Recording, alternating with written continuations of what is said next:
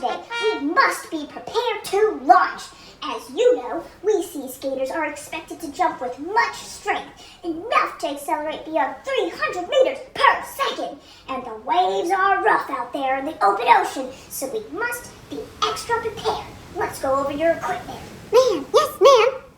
Okay, the first thing we need to check is whether your hairs are in order. Yes, recruit, the hairs on us sea skaters must be properly shaped in order to trap air. Why is the hair so important?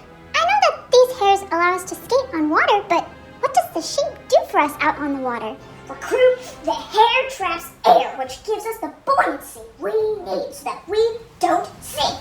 The extra air keeps us on the surface, and even if we go under, it allows us to bob right back up. It's also handy in case we land on the water then falling with style because it absorbs some of the shock.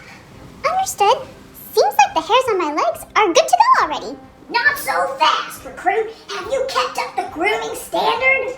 I'm not sure what you mean, ma'am. Recruit, it is very important that sea skaters keep our hairs waxed.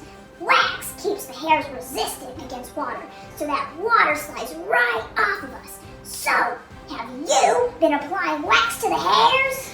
Now I remember. Yes, I've been applying wax to repel the water. It's been working great. I've been using my foot to apply the wax, just like what was taught to me in boot camp.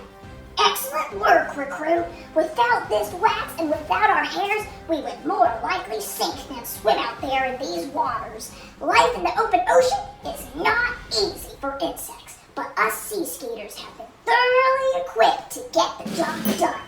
Yes, ma'am. One question, ma'am. Why is it so important for all these things to be prepared beforehand? Why do we need all these equipment all at once? Wouldn't one or a few do?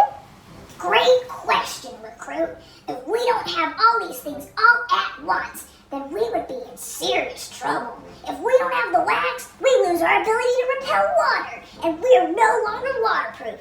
If we don't have our air pockets on our leg hairs, then we can't float. We must have both at the same time. So be prepared, recruit, because each part of our gear is completely essential, simultaneously. From this exchange, the sea skater requires specialized equipment for survival on the ocean waves. All these have to be present at the same time. Scientists would call these adaptations that evolve over a very long period of time, progressively and sequentially, not simultaneously.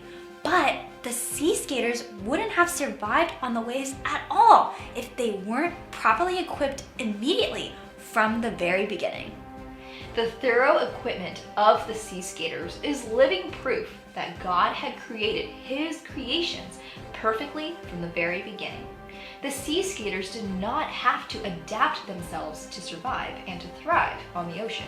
Instead, God had already designed them with everything they needed to do so. Let us consider Genesis 1, verses 20 to 21, which says, "Then God said, let the waters teem with swarms of living creatures, and let birds fly above the earth in the open expanse of the heavens.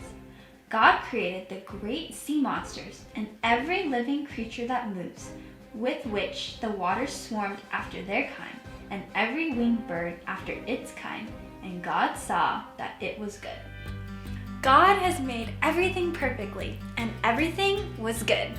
This included the sea skaters, who were made to survive where God had intended them to be, in the sea, where they were given the right equipment to do so. So remember, as we consider the marvelous creation that is the sea skater, that creation is cool. But our Creator is even cooler. We'll see you next time! Check out our other Creation is Cool videos here.